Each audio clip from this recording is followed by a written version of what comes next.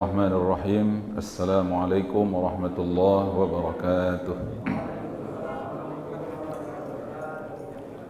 Alhamdulillahi wa kafa, wassalatu wassalamu ala sayyidina nabiyyil mujtaba wal mustafa wa ala alihi wa ashabihi wa man sara ala nahjihi wa iqtada, amma ba'd. Faqala Allah fil Qur'anil Karim, bismillahirrahmanirrahim. Qalu subhanaka la ilma lana illa ma 'allamtana innaka antal alimul hakim. Sadaqallahul azim. Jamaah hadirin wal hadirat, jamaah salat maghrib dan jamaah kajian ilmu yang dimuliakan Allah, kembali kita mengagungkan dan mensucikan Allah Ta'ala dengan menyebut asma-Nya yang mulia, ucapan subhanallah walhamdulillah wa la ilaha illallah wallahu akbar. Mudah-mudahan Allah meridhai kita dan merahmati kita. Kemudian salawat dan salam untuk Nabi yang mulia Rasulullah sallallahu alaihi wasallam. Mudah-mudahan kita mendapatkan syafaat dari Nabi Rasulullah sallallahu alaihi wasallam. Kita awali kajian kita satu ayat Al-Quranul Karim, yaitu Al-Baqarah ayat 34. Allah berfirman, wa idh qulna lil malaikati isjudu li adama fasajadu illa iblis aba wastakbara wa kana minal kafirin.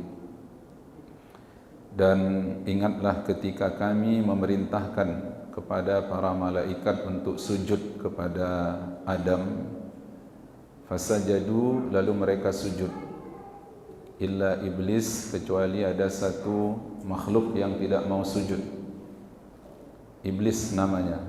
Aba wastakbara, alasan dia tidak sujud itu yang pertama aba.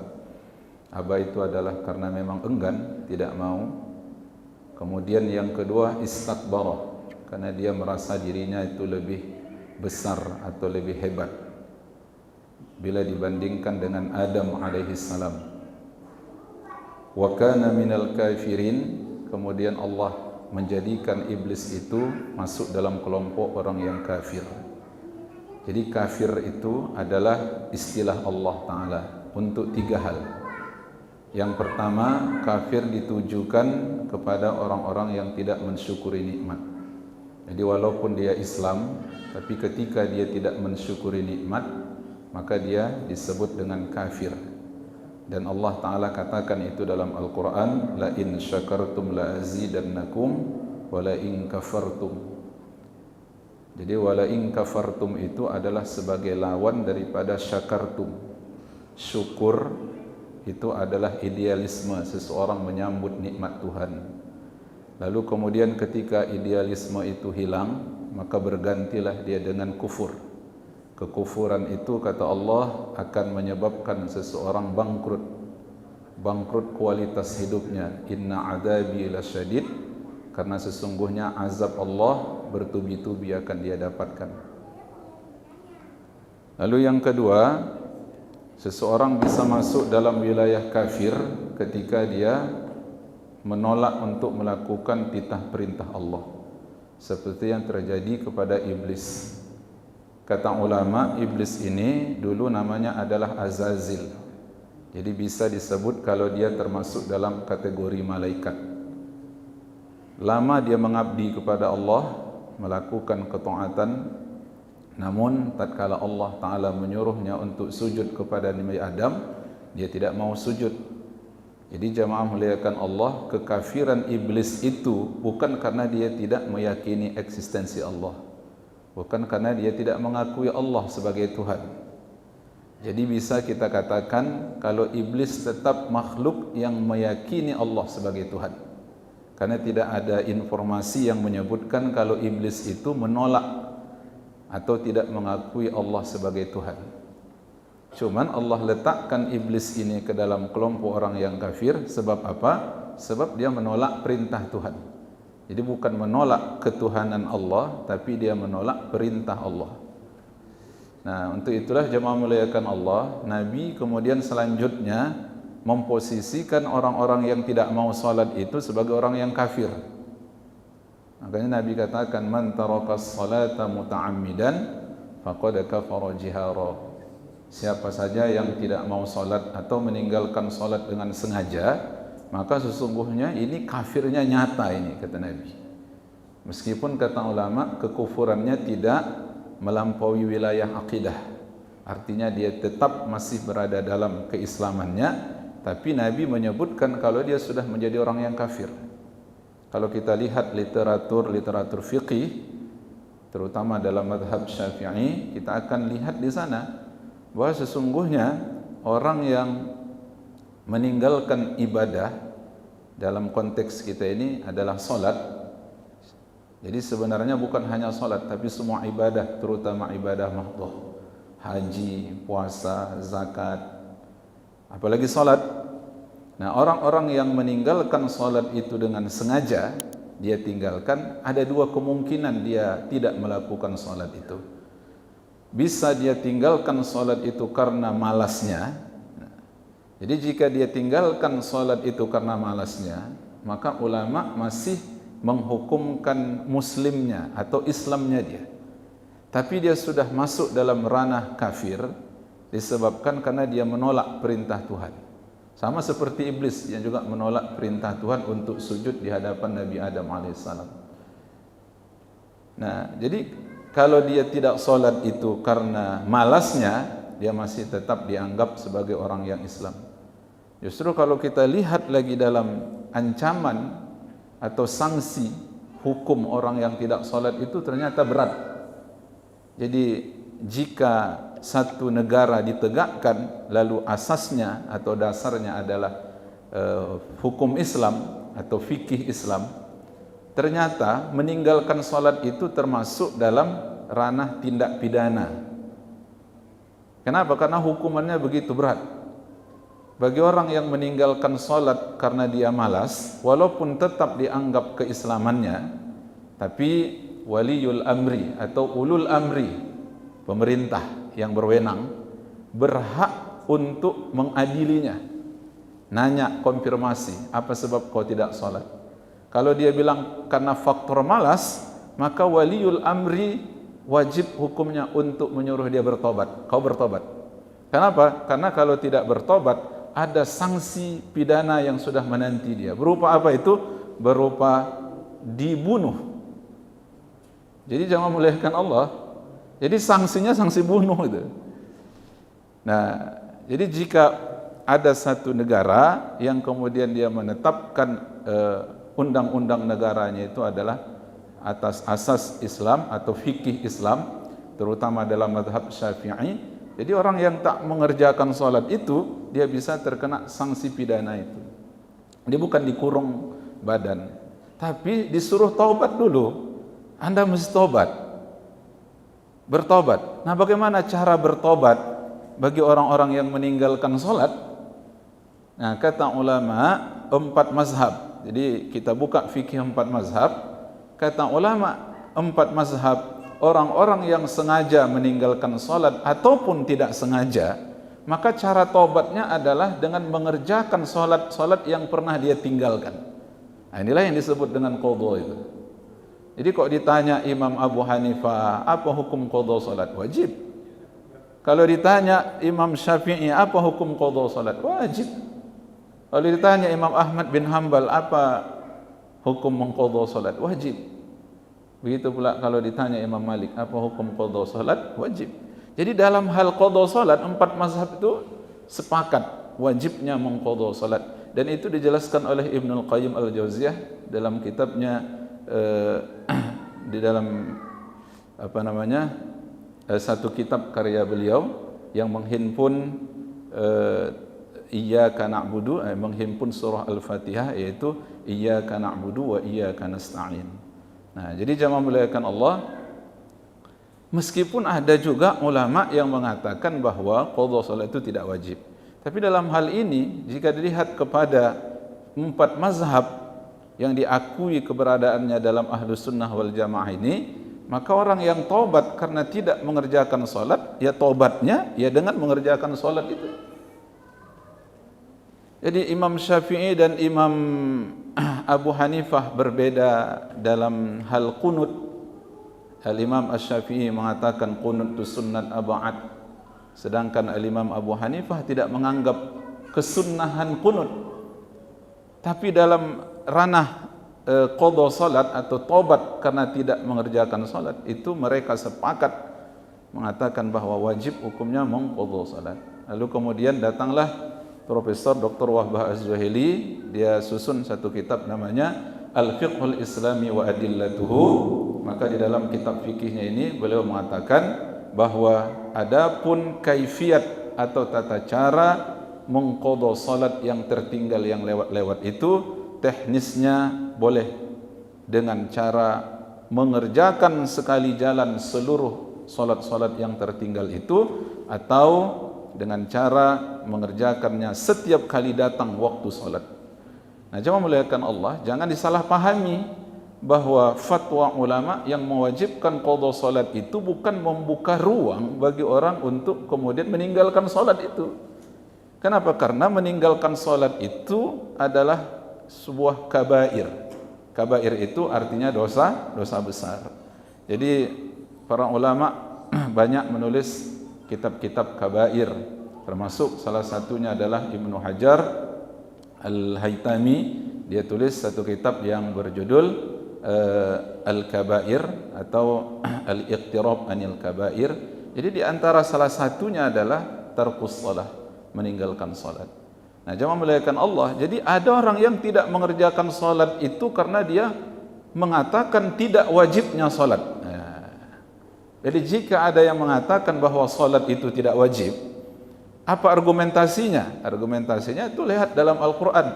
Tidak ada satu kata pun Allah menyebutkan salat itu wajib, gitu kira-kira. Nah, maka berdasarkan itulah lalu dia ambil kesimpulan bahwa salat itu tidak wajib. Nah, jemaah muliakan Allah, kewajiban salat itu bisa kita lihat dari redaksi ayat-ayat Al-Quran yang mengatakan aqimus salah, aqimus salah. Nah, kata ulama, perintah yang ada dalam kata-kata aqimu itu, perintah menegakkan salat itu, al-amru lil wujub. Dalam hal ini perintah itu menunjukkan kepada wajibnya. Oleh karenanya maka ijma' seluruh ulama mengatakan bahwa salat itu wajib, ditambah lagi hadis-hadis Rasulullah SAW yang menyatakan tentang kewajiban salat. Pada saat Rasulullah kembali dari Isra wal Mi'raj, maka apa kata Rasulullah SAW? Nazala bi Jibril alaihi salam. Jibril datang kepadaku, fa'ammani, lalu dia menjadi imam. Dia menjadi imam. Jadi Jibril jadi imam, maka kemudian Rasulullah jadi makmumnya. Fasallaitu ma'ahu, fasallaitu ma'ahu, fasallaitu ma'ahu 5 kali. Diulang-ulang oleh Nabi. Fasallaitu ma'ahu, fasallaitu ma'ahu. Artinya apa? Aku salat bersama dengan dia, maksudnya zuhur dulu. Fasallaitu ma'ahu, aku salat bersama dengan dia, maksudnya apa? Asar. Fasallaitu ma'ahu, aku melakukan salat dengan dia, maksudnya apa? Maghrib. Fasallaitu ma'ahu isya. Fasallaitu ma'ahu, maksudnya adalah maghrib, maksudnya adalah subuh. Nah, jadi jelas rangkaian ibadah salat itu adalah satu hal yang disebut oleh ulama di dalam agama ini dengan maklum minad din bid darurah. Jadi informasinya sudah diketahui secara aksioma, sudah pasti. Jadi tidak ada orang yang tidak mengetahui wajibnya. Maka kemudian kalau ada orang-orang yang nyeleneh dengan mengatakan bahwa salat itu tidak wajib, maka ulama menghukumkan kafirnya. Nah, itu dia. Jadi maksud kafirnya bagaimana? Dia sudah betul-betul menyimpang dari aturan-aturan yang sudah baku di dalam agama ini. Nah, jemaah muliakan Allah, maka jika hukum yang ditegakkan atau hukum yang berlaku ditegakkan di negara yang berasaskan Islam, maka kemudian ulama berkata waliul amri. Siapa waliul amri tadi? Waliul amri adalah pemerintah. Wajib hukumnya untuk kemudian menghentikan gerakan ini. Supaya apa? Supaya gerakan ini tidak menular ke yang lain-lain. Jadi satu pahaman yang sesat itu sudah semestinya diredam. Jadi tujuannya apa? Tujuannya supaya penyakit ini dia tidak nular ke yang lain-lain. Nah, jamaah dimuliakan Allah, sesungguhnya negara wajib hadir untuk kemudian menertibkan orang-orang yang dianggap liar dalam urusan agama. Jadi agama ini akan tenang-tenang saja ketika tidak ada orang yang mencoba untuk mengadakan riak di dalamnya. Tapi kemudian ketika ada upaya-upaya itu, lalu kemudian muncul pahaman-pahaman yang diduga bahkan didapati kepastian kesesatannya, maka umat Islam kemudian wajib menyuarakan supaya apa? Supaya sang pemegang kekuasaan ikut andil untuk meredam ini. Karena jemaah muliakan Allah, ini penyakit nanti dikhawatirkan nular kemana-mana. Jika ada satu orang yang kemudian berusaha untuk menyatakan kebencian atau kesesatan pahamnya, dia bawa-bawa nama Islam, lalu kemudian ketika ini tidak diredam atau tidak di stop, maka akan muncul yang lain-lainnya. Nah, jadi akhirnya tidak tercipta dan tidak terwujud ketertiban, keamanan dan kenyamanan di negara ini. Undang-undang sudah mengatur bagaimana umat beragama itu harus dapat menjalankan agamanya itu dengan baik. Nah, makanya ada kelompok-kelompok yang kemudian mereka nyeleneh dalam ucapan-ucapannya, seperti umpamanya kebolehan perempuan untuk berdiri sejajar dengan laki-laki di dalam salat berjamaah. Ya, jadi jemaah muliakan Allah, Nabi SAW tidak membolehkan itu. Kalaupun itu terjadi, maka dibolehkan dalam suasana dan situasi yang emergensi atau situasi yang darurat. Jadi jangan tokannya itu lihat Makkah. Kenapa di Makkah laki-laki dan perempuan itu bisa berdiri bersampingan atau salat mereka berdekat-dekatan? Nah, jemaah muliakan Allah, dalam agama ini ada yang disebut dengan keadaan normal, ada pula yang disebut dengan keadaan yang tak normal. Dalam keadaan normal, maka tegakkanlah hukum dalam situasi normal itu sesuai dengan yang ditentukan secara ideal. Tapi ketika nanti muncul ketidaknormalan dalam situasi dan keadaan, maka hukum juga membuka aturan-aturan baru untuk itu. Contohnya apa? Sesuatu yang diharamkan pada saat ideal, pada saat situasi normal, dia kemudian akan berubah menjadi sesuatu yang dibolehkan kalau suasananya atau situasinya sudah tidak normal. Nah, inilah yang disebut oleh ulama bahwa sesuatu yang tadinya diharamkan atau sesuatu yang tadinya tidak dibolehkan, maka dia akan menjadi boleh karena ada situasi-situasi emergensi tadi. Nah, seperti ulama mencontohkan kebolehan untuk memakan sesuatu yang haram ketika tidak ditemukan dalam situasi yang sulit, tidak ditemukan yang halal, maka pada saat itu boleh mengkonsumsi yang haram-haram itu. Cuman ada batasan-batasannya, ada aturan-aturannya. Nah, meskipun ulama mengatakan ad-darurah tubihul mahzurah, ini istilah ulama. Ad-darurah, kondisi yang darurat atau kondisi yang emergensi itu membolehkan sesuatu yang dilarang, mahzurah. Tapi ulama juga kemudian menjelaskan bahwa kullu ma ubiha lid-darurah, segala sesuatu yang dibolehkan karena keterpaksaan, karena keterdesakan, maka ustu'mila liqadarihi, dia mesti digunakan sekedarnya saja. Kadar untuk menyelamatkan nyawa saja, tidak boleh lebih daripada itu. Nah, jadi dalam situasi yang tidak normal itu diizinkan. Tapi dalam situasi yang normal tidak boleh laki-laki dan perempuan itu bercampur aduk dalam melakukan ibadah salat, apalagi kemudian memfatwakan perempuan yang menjadi khatib atau menjadi pimpinan salat Idul Fitri atau Idul Adha. Tentu saja jemaah muliakan Allah, apa yang dilakukan oleh sekelompok orang dalam masalah ini, dia sudah menyalahi apa saja yang dianggap tidak boleh oleh kebanyakan ulama. Nah, untuk itu maka seperti yang saya sebut tadi, hal-hal yang seperti ini itu wajib diredam supaya penyakitnya tidak menular. Nah, baik. Jadi kalau ada orang yang tidak melakukan ibadah salat karena mengatakan salat itu tidak wajib, Maka dalam kitab At-Taqriratus Sadidah kata ulama bahwa ulil amri wajib hukumnya untuk menetapkan hukum setegas-tegasnya kepada dia. Suruh dia bertobat dulu, bertobat. Nah, kalau dia tidak bertobat, maka undang-undang mengatur ini mesti dijatuhkan eksekusi mati. Dan ketika dia sudah mati dalam keadaan meyakini kalau salat itu tak wajib, maka tidak perlu dimandikan, tak perlu dikafankan, tak perlu disolatkan, ya dikuburkan di mana saja.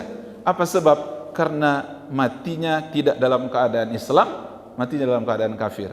Nah, ini jika kita melihat kepada aturan-aturan hukum yang ada dalam fikih, bagaimana sesungguhnya solat itu memiliki peranan yang cukup hebat dan besar, sehingga keberadaannya itu tidak bisa disepelekan atau dikecilkan. Jemaah muliakan Allah Subhanahu wa taala, maka kafir ditujukan oleh Allah kepada iblis laknatullah. Sebab apa? Bukan karena iblis tidak meyakini Allah sebagai Tuhan, tetapi iblis menolak melakukan perintah Tuhan. Maka kalau kita ambil dasar ini, siapapun yang kemudian enggan untuk melakukan perintah Allah, maka dia bisa masuk ke dalam ranah wa kana minal kafirin, dan dia pun termasuk dalam kelompok orang-orang yang kafir wal a'yazubillah. Nah, jemaah muliakan Allah, kekufuran iblis kepada Allah itu disebabkan karena egonya tidak mau sujud kepada Adam, sebab dia merasa dirinya lebih mulia dari Adam. Istakbara, dan dia sendiri mengatakan khalaqtani min narin wa khalaqtahu min tin. Kenapa aku mesti sujud kepada Adam? Aku engkau ciptakan dari api, sedangkan dia engkau ciptakan dari tanah, min tinin. Jadi atas dasar itulah kemudian iblis menganggap tidak layak dia untuk sujud kepada Adam. Nah, jemaah muliakan Allah, sepintas kalau kita analisa pernyataan iblis itu, apa yang disebutnya itu benar, tetapi kebenarannya ini adalah kebenaran yang semu. Di mana sisi benarnya? Apa yang disebutnya itu benar, bahwa dia diciptakan Allah dari tanah, dan dia diciptakan Allah dari api, dan Adam diciptakan Allah dari tanah. Ini pernyataan ini benar, bahwa asal kejadian kita itu kan dari tanah. Allah ciptakan Adam itu dari tanah, dan itu memang udah benar. Tapi kemudian yang disebut dengan semu itu adalah bahwa setan atau iblis tidak tahu bahwa meskipun manusia atau Adam itu tercipta dari tanah, tidaklah tanah itu dari sisi materi lebih buruk daripada api. Atau kita balik, tidaklah materi api itu lebih mulia daripada tanah. Nah, jadi ada kesimpulan yang keliru dari iblis, sehingga kemudian Allah letakkan dia ke dalam tempat wa kana minal kafirin. Nah, jemaah yang dimuliakan Allah, sesungguhnya sujudnya iblis kepada Adam itu bukan sujud menyembah. Memang tidak boleh kita lakukan sujud kepada selain Allah. Sujud satu-satunya itu hanya kepada Allah Ta'ala saja. Nabi pernah bilang menyangkut bagaimana kepatuhan istri terhadap suami. Apa kata Rasulullah? Kalaulah boleh aku memerintahkan seseorang untuk sujud kepada orang lain, maka akan aku suruhlah seorang istri untuk sujud di hadapan suaminya. Itu kata Nabi, kalau boleh. Tapi tidak boleh. Tidak boleh seorang hamba sujud kepada hamba. Meskipun seorang istri kepada suaminya, seorang anak kepada ibunya, dan lain seterusnya. Seorang murid kepada gurunya. Terus kenapa iblis dipaksa oleh Allah sujud kepada Nabi Adam? Malaikat mau, iblisnya tidak mau. Nah, iblis yang sujud yakin betul, sadar betul bahwa sesungguhnya kusujud ini bukan karena aku menyembah kepada Adamnya, tetapi karena aku menyembah kepada Tuhan yang menyuruhku. Karena Allah yang sudah nyuruh. Artinya apa? Allah berikan legalisasi kepada malaikat untuk sujud kepada selainnya. Dan sujud itu pun hanya di saat itu saja dan tidak berkelanjutan. Inilah dia yang disebut dengan Allah menguji hambanya dengan perintah-perintahnya. Sesungguhnya Allah Ta'ala ingin menguji hamba-hambanya. Dan pada saat itu iblis gagal dalam ujian itu. Iblis gagal. Jangan melihatkan Allah dalam satu riwayat, begitu malaikat sujud karena perintah Allah itu, maka kemudian bangkitlah malaikat dari sujudnya. Dia lihat ada rupanya yang tidak sujud, itulah dia iblis tadi. Maka sujudlah malaikat sekali lagi. Nah, penjelasan ini ditulis oleh ulama dalam kitab Al-Fawaidul Mukhtarah. Lalu sujudlah malaikat sekali lagi. Sujud apa ini? Sujud yang kedua kalinya ini adalah sujud bersyukur kepada Allah Subhanahu wa taala kalau mereka para malaikat tidak ditempatkan Allah keadaannya seperti iblis itu. Jadi sujudnya para malaikat itu mensyukuri nikmat Allah. Ya Allah, ya Tuhan, kami yang mampu bersujud ini pun adalah karena kehendak-Mu.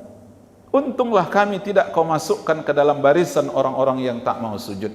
Maka kata ulama, inilah sejarah kenapa dalam satu rakaat itu ada 2 kali sujud kita. Ada rukuk sekali, ada sujud 2 kali. Jadi sujud yang pertama itu adalah sujud memenuhi titah perintah Allah. Kemudian sujud yang kedua adalah malaikat mengakui atau bersyukur atas nikmat Allah yang maha besar itu. Nah, untuk itu jemaah memuliakan Allah, maka di dalam kajian sujud syukur, kata ulama, sujud syukur itu adalah sujud yang punya sebab. Nah, sebelum kita lanjutkan itu, sujud dalam setiap salat dia adalah rukun. Sujud pertama dan sujud kedua itu adalah rukun. Jadi bagi yang meninggalkan sujud dalam salatnya, maka salatnya akan tidak sah. Tapi ada 3 sujud yang disunnahkan. Yang pertama sujud syukur, yang kedua sujud sahwi, yang ketiga sujud tilawah. Sujud syukur itu hanya di luar salat, tidak boleh di dalam salat. Sujud tilawah boleh di dalam salat, boleh di luar salat. Sujud sahwi terjadi perbedaan pendapat ulama. Sujud sahwi dalam mazhab Syafi'i itu dilakukan di dalam salat. Tapi di luar mazhab Syafi'i mengatakan itu dilakukan di luar salat. Jadi ada banyak riwayat berkaitan dengan sujud sahwinya Nabi. Dalam beberapa riwayat disebutkan Nabi sujud sahwi di dalam salat. Dalam beberapa riwayat juga disebutkan kalau Nabi SAW sujud sahwi itu di luar salat. Nah, jangan memuliakan Allah, sujud syukur itu ada sebab. Bahkan kata ulama, tidak dibenarkan seseorang melakukan sujud syukur kalau tidak ada sebab. Dan sebabnya itu adalah sebab-sebab yang di luar dari kebiasaan. Jadi sekira-kira gini, sering orang selesai sholat, dia kemudian sujud. Nah, ketika ditanya sujud apa itu, maka dia jawab ini sujud syukur. Apa sebab sujud syukurnya? Jawabannya, karena masih bisa sholat, masih bisa kita ngaji, masih bisa kita makan. Kata ulama, adapun nikmat-nikmat yang mustamirrah, nikmat yang terus-menerus kita dapatkan, ini tidak disunnahkan untuk melakukan sujud syukur. Nikmat-nikmat yang mustamirrah tidak disunnahkan untuk melakukan sujud syukur. Tapi yang disunnahkan untuk melakukan sujud syukur itu adalah nikmat-nikmat yang luar biasa. Orang selamat dari kecelakaan. Orang melihat ada orang yang kemaksiatannya luar biasa besar. Lalu kemudian dia sujud seperti sujudnya malaikat yang melihat kemaksiatan yang dilakukan oleh iblis tadi. Atau kemudian dapat nikmat yang luar biasa tidak terduga-duga dan seterusnya. Ada orang yang diponis tidak sembuh lalu kemudian sembuh. Ada orang yang diberi oleh Allah anugerah anak, kelahiran anak, termasuk salah satu sebab yang dianjurkan untuk bersyukur. Nah, jemaah memuliakan Allah, maka ketika Nabi SAW berada suatu saat pada kendaraannya, Maka di saat itu Rasul sallallahu alaihi wasallam turun Nabi sallallahu alaihi wasallam dari kendaraannya. Maka Rasulullah sujud syukur dia. Nah, apa sebab? Idz ja'ahu amrun surur, karena datang kepada Nabi berita yang menggembirakan, au busyira bihi, atau datang kepada Rasul sallallahu alaihi wasallam berita yang menyenangkan. Maka Nabi sallallahu alaihi wasallam kharra itu artinya dia langsung seperti orang yang tersungkur, sujud dan mengakui nikmat-nikmat Allah yang sampai kepada dia. Jadi ada sujud syukur, ada sujud sahwi, dan kemudian ada pula namanya sujud tilawah atau yang sering kita sebut dengan sujud sajadah. Baik jemaah muliakan Allah, sujud itu adalah simbol kepatuhan dan ketaatan kita. Maka Nabi sallallahu alaihi wasallam ketika dia datang seorang sahabat namanya Ka'ab bin Malik, dia katakan, ya Rasulullah, uridu murafaqataka fil jannah. Jadi sahabat Nabi yang bernama Ka'ab bin Malik ini dia katakan, Rasulullah mengatakan kepada dia, mintalah kepadaku sesuatu. Lalu sahabat tadi mengatakan, aku ingin bersamamu di surga ya Rasulullah. Kata Nabi apa? Minta yang lain, jangan yang itu. Lalu dia katakan, saya ya Rasulullah mau minta yang itu saja. Kata Rasulullah, kalau engkau ingin mendampingiku di dalam surga, fa'alaika bikasratis sujud, maka hendaklah engkau memperbanyak sujud-sujudmu. Nah, jadi maksud Nabi memperbanyak sujud ini, kata ulama, yang pertama, maksud memperbanyak sujud itu adalah memperbanyak melakukan solat-solat sunat. Karena yang bisa diperbanyak itu adalah solat sunat. Contohnya apa? Solat duha, meskipun minimalnya 2, tapi maksimalnya bisa 8 atau 10 atau 12. Contohnya apa lagi? Salatul lail. Salatul lail itu minimalnya 2, tetapi maksimalnya bisa tidak terbatas. Ada salat sunat mutlak yang minimalnya 2, tetapi salat sunat mutlak juga bisa dilakukan dengan cara yang lebih banyak dari yang kita inginkan. Untuk itu jangan memuliakan Allah, maka dalam Al-Quran Allah katakan, wasjud waqtarib, dan sujudlah kamu serta mendekatkan dirilah engkau kepadaku. Maka di antara ulama ada yang berkata bahwa di antara semua rukun salat yang paling afdol itu adalah sujud. Apa sebab? Karena di waktu sujud itu ada rekomendasi dari Nabi untuk memperbanyak membaca doa. Fa'aksirud du'a afih, aqrabu ma yakunul abdu min rabbih wa huwa sajid. Seorang yang ketika salat paling dekat dengan Allah yaitu ketika sujud. Oleh karena itu maka perbanyaklah sujud-sujudmu di dalam salatmu. Baik, ada waktu kita lagi sebelum kemudian kita menyudahi kajian kita ini. Jika ada pertanyaan-pertanyaan atau diskusi-diskusi, saya persilahkan dengan segala hormat.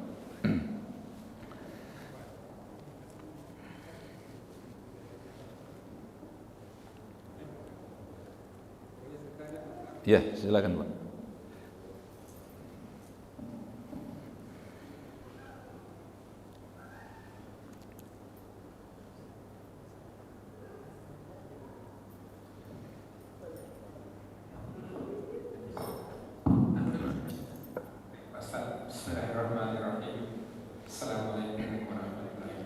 Waalaikumsalam warahmatullahi.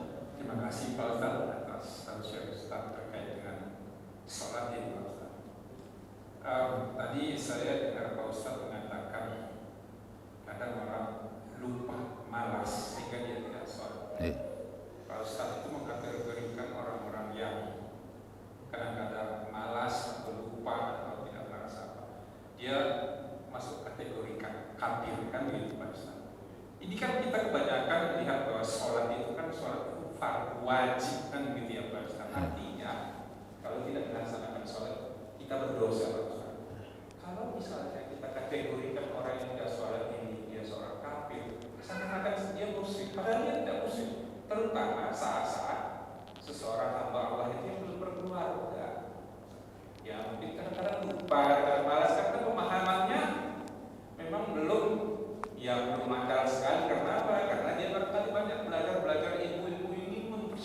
masa depannya sehingga kadang-kadang lupa. Tapi apakah orang-orang lupa yang begitu itu kita katakan kafir seperti musyrik? Kalau orang kafir musyrik itu kan masuk neraka kan begitu kan Pak Ustaz? Sehingga saya melihatnya seperti ini.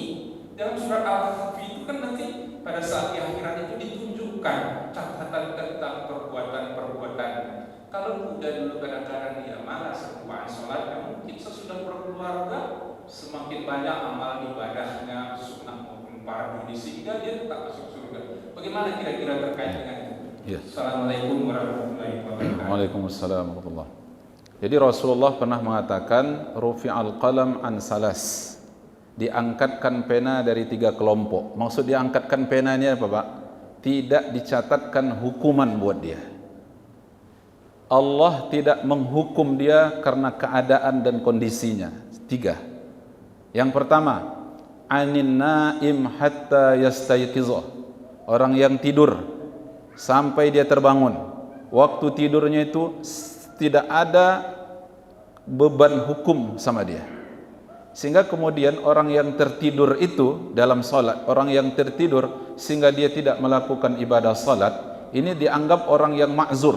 Orang yang ma'zur itu artinya orang yang dianggap tidak berdosa disebabkan karena tidurnya. Tapi dalam wilayah ini pun kemudian ulama menjelaskan, orang yang tidur itu ada juga terbagi 2 juga. Ada orang yang tidur sebelum masuk waktu salat, ada orang yang tidur udah masuk waktu salat. Kalau ada orang yang tidur sebelum masuk waktu salat zuhur jam 12:30 umpama, lalu kemudian jam 11 atau jam 12 dia tidur, saking kan lelah, letih, capeknya, lalu kemudian lewat waktu zuhurnya masuk asar, ini orang rufi'a anil qalam atau rufi'al qalam, diangkatkan dosa dari dia. Apa sebab? Karena memang kondisi dan keadaan dia yang tidak dia sengaja. Nah, lalu Nabi SAW pernah tertidur sehingga kemudian terlewat waktu salat. Lalu kemudian terbangun Rasulullah, matahari udah tinggi. Jadi subuhnya terlewatkan. Apa kata Rasulullah? Bangun wahai sahabatku, ayo kita berpindah karena di sini banyak setan, kata Nabi. Ayo kita berangkat. Tak berapa jauh Rasulullah bergerak, Nabi suruh ke sahabat untuk wudu, untuk kemudian salat subuh pada saat matahari sudah naik. Nah, jadi jangan memuliakan Allah. Orang yang tidur itu tidak kena. Lalu yang kedua, siapa lagi? Wa anil majnun hatta yafiqa. Orang yang mengalami gangguan kejiwaan sampai dia sembuh. Wa anis sabi hatta yahtalima. Dan anak-anak tak dihukumkan dosa untuk dia sampai dia baligh. Ketika dia baligh barulah diletakkan sanksi-sanksi hukum kepada dia. Nah, jemaah memuliakan Allah, termasuk dalam kiasan orang yang tidur itu adalah orang terlupa. Tapi ulama kemudian merinci orang yang lupa ini sebabnya juga banyak. Kalau sebab lupanya itu adalah karena sesuatu yang mubah-mubah, tentu dia tidak berdosa dalam hal itu. Tapi kalau keterlupaannya disebabkan karena larutnya dia dalam hawa nafsunya umpamanya, larutnya dia dalam umpamanya permainan judinya, larutnya dia dalam umpamanya menonton sesuatu yang tidak baik dan seterusnya, tentu kelupaan itu adalah kelupaan yang tidak mendapatkan keringanan apa-apa. Jadi orang yang lupa itu tidak dihukumkan oleh Allah sepanjang sebab kelupaannya itu adalah kelupaan yang mubah. Tapi tetap saja orang yang lupa itu dituntut dia untuk mengqadha kewajiban yang ditinggalkannya. Jadi orang yang lupa itu tidak dihukumkan gitu. Nah, jemaah muliakan Allah, bagaimana dengan anak-anak? Ya, anak-anak tadi tidak masuk sampai baligh. Berapa batas baligh? Ya, laki-laki ketika dia berumur 15 tahun lebih kurang, maka udah diwajibkan kepada dia untuk kemudian melakukan hukum-hukum dalam agama ini. Maka bagi yang terledor atau yang terus-menerus tidak mau tahu, maka kewajiban orang tua atau orang-orang di sekitarnya untuk terus mengingatkan dia. Mengingatkan watawasau bil haq watawasau bis sabr. Nah, jadi sesungguhnya yang dihukumkan kafir itu adalah orang yang dengan sengaja dia sudah sampai kepada haddut taklif, dia sudah sampai kepada batasan mukallaf, lalu dia abaikan tuntunan-tuntunan Allah itu.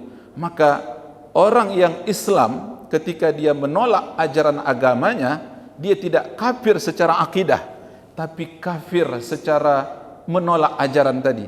Karena Rasul yang bilang, bukan saya. Man tarakas salata muta'ammidan faqad kafara jihara. Itu kata Rasul. Tapi istilah kafir ini bukan kafir akidah, Pak. Bukan kafir akidah. Makanya kalau ada orang yang Islam, syahadat tetap dia, tapi dia tidak mau salat. Enggak mau ke salat. Lalu disuruh tobat, dia tidak mau tobat. Meninggal dunialah dia. Apakah masih tetap disolatkan?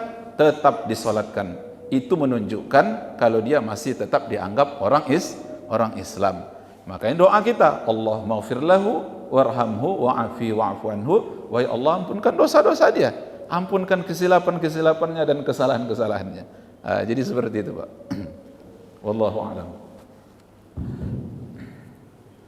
Assalamualaikum warahmatullahi wabarakatuh. Waalaikumsalam. Ustaz, mengenai sholat tadi Ustaz yang harus diqodho itu, Iya. kan ada juga kita bertaubat. Misalnya waktu kita dulu muda sudah balik, lupa kita tak Iya. sholat. Iya. Cuma sekarang setelah kita sadar itu kita tobat Allah. Iya. Berikutnya saya tidak melakukan tobat Allah. Iya. Apa yang harus kita diqodho itu? Iya. Ya, jadi penjelasan ini, Pak, saya kutip dalam kitab Fiqhul Islam wa Adillatuhu dan kitab I'anatul Talibin, kata ulama. Jadi ketika dulu kita waktu muda-muda, kita yakin betul pasti ada ibadah salatku yang kutinggalkan dan seterusnya. Maka apa wajib diqodho? Iya. Lalu bagaimana kita mengqodhonya sementara kita tidak tahu bilangannya, jumlahnya, menurun ke belakang, mana kita ingat lagi? Kata ulama, kerjakan sesanggup-sanggupmu, kerjakan sedaya mampumu, kerjakan seingatmu. Andai kata dipanggil Allah kita pulang, andai kata disuruh oleh Allah kita kembali wafat meninggal dunia, sementara masih banyak lagi qodho-qodho salat yang belum dilakukan, maka cukup Allah yang Maha tahu. Apa sebab? Karena sejauh apapun kamu pergi, ketika kau kembali itu pasti akan diterima oleh Allah. Tapi yang pasti ada usaha kita untuk melakukan tobat itu lebih dulu. Nah, jadi ini perkara qodho salat yang saya sampaikan ini itu berkaitan dengan pendapat ulama 4 mazhab yang mewajibkannya, sama ada tertinggal karena terlupa ataupun tertinggal karena sengaja. Jadi orang yang terlupa saja disuruh dia untuk mengerjakan salat yang ditinggalkannya, apalagi orang yang sengaja. Begitu kira-kira pandangan ulama tentang qodho itu. Jadi kalau ada hitungan-hitungan yang kita tidak mampu untuk itu, maka cukup hanya dengan melakukannya sedaya upaya dan kemampuan kita saja. Gitu dia. Wallahu a'lam. Udah. Demikian, semoga bermanfaat. Mohon maaf atas segala kekurangan. Kita akhiri dengan membacakan doa, semoga Allah mendatangkan rahmat dan barakahnya. Bismillahirrahmanirrahim. Alhamdulillahi rabbil alamin. Wassalatu wassalamu ala sayyidil mursalin wa ala alihi wa sahbihi ajma'in. Allahumma anfa'na bima 'allamtana wa dhakkirna ma nasina bi rahmatika ya arhamar rahimin. La ilaha illa anta subhanaka inna kunna minaz zalimin. Rabbana atina fid dunya hasanah wa fil akhirati hasanah wa qina 'adzaban nar. Wa adkhilnal jannata ma'al abrar ya azizu ya ghaffar. وصلى الله وسلم عليه والحمد لله رب العالمين. تقبل الله منكم منا ومنكم. تقبل يا كريم.